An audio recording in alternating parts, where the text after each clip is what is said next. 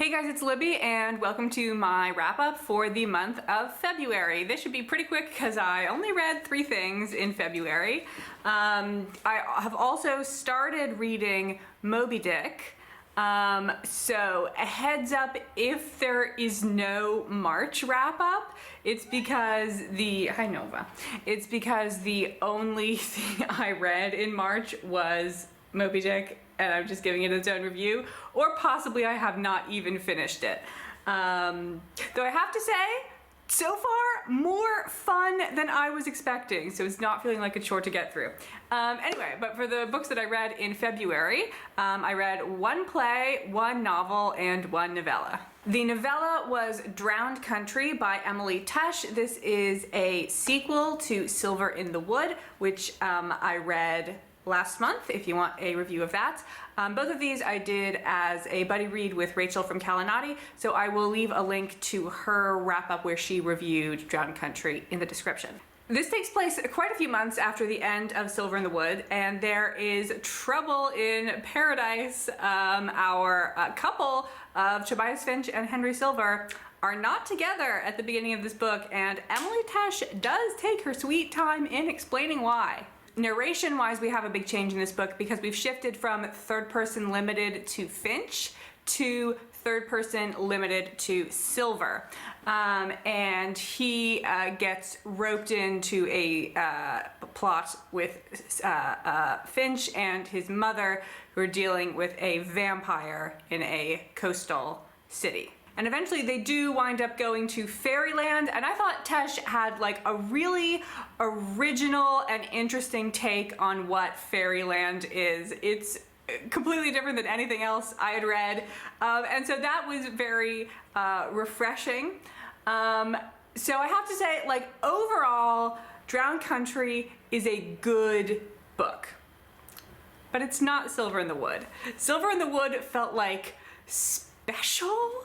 And this is just a very good novella. I think most of this is due to the change in narrator. Tobias is a 400-year-old magic forest man. And I'm not saying that he's like a complete asshole villain type guy. He's just a little bit more mean, snarky. He's like a normal person, and Tobias is a tree. Yeah, so I do recommend people read Drowned Country if you liked Silver in the Wood. I would certainly still read other books in this series.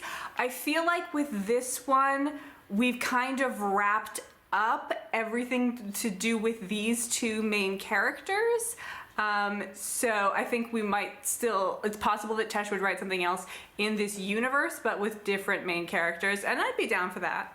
I also read the play Troilus and Cressida, which is the next play in the Bard Book Club, so expect a lengthy video coming out in a couple of weeks about Troilus and Cressida. I always find it difficult to rate Shakespeare plays. I give Troilus and Cressida 4 stars. And then finally we have that novel, Cold Comfort Farm by Stella Gibbons. This was written in the 1930s, and it's meant to be kind of a pastiche of the English Gothic novel.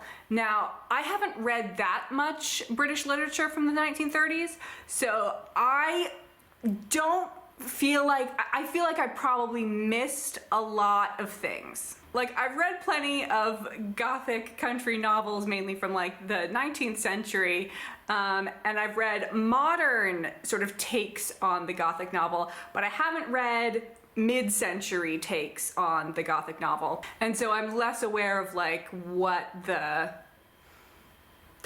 people were thinking about it, and what particular elements are being parodied, and what particular elements are just Stella's own inventions. So Cold Comfort Farm is about Flora Post, a 19-year-old who has just been orphaned, but don't worry about her too much. She didn't really know her parents, so she's not in deep mourning for them. And they've left her a decent, a small portion of money, so she doesn't have to worry about living in poverty, but she can't really like go afford to live in the standard to which she has been accustomed.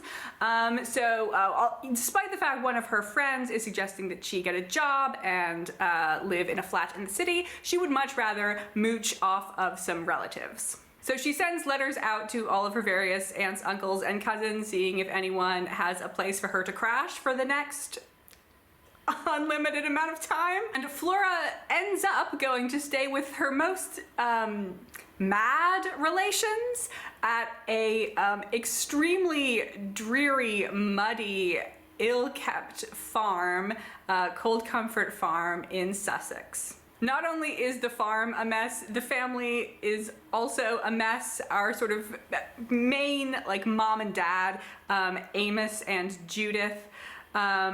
Judith is extremely dramatic, you know, wild hair, collapses into tears at the slightest provocation. Normally, this is caused by her beloved son, Seth, making a mess of things again, impregnating the hired girl for the 4th time. And Amos is willing to do his farm work, but his real passion is in fire and brimstone preaching down at the local town on Sunday evenings. Amos also has a very rough relationship with his eldest son, Reuben, because he thinks Reuben is just waiting for him to die so that he can take over the farm, which is not untrue.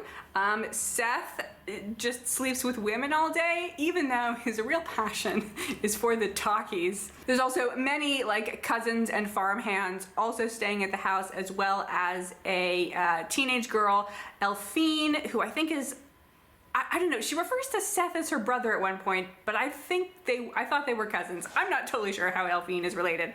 But she's a sort of artsy, poetic girl who just sort of wanders the moors as her profession. I don't think Sussex has moors. Wanders the fields as her profession, pining after the local squire, Richard Dick Hawk Monitor. And of course, we can't forget Aunt Ada Doom, who is the mad grandmother who just lives in her room and almost never comes out of it, and threatens that she will go even more mad if any of her family ever leaves Cold Comfort Farm. So Flora naturally has her work cut out for her when it comes to whipping these people into shape. And I have to say, because I'm not really familiar with, like, the writing conventions of the time, I was not sure if she was going to be successful and if we were supposed to be rooting for her. So yeah, this book was a very interesting experience for me. One thing this is the Penguin edition, which, by the way, has a terrible cover. I'm sure there's a million better covers you could come up with for Cold Comfort Farm than just a out of focus cow's nose. They did, like, a note on the printing saying that they had made some changes to the typography. So things like today in Gibbons's original manuscript was hyphenated to -day, as it was written in the early 20th century, and they removed those. And that made me very sad because there were a couple things that they left. So when people say phone or plane, there's an apostrophe beforehand because it's like, oh, we're so modern and not saying telephone or aeroplane. We're just shortening it to phone and plane. And I thought that was completely charming whenever I saw it, and the fact that I was deprived of my hyphenated todays makes me want to murder a penguin. So 4 stars to Cold Comfort Farm by Stella Gibbons. And that's it for my reading in February. Maybe see you for my reading in March. But for sure, April. Can't take you 2 months to read Moby Dick. That would be silly.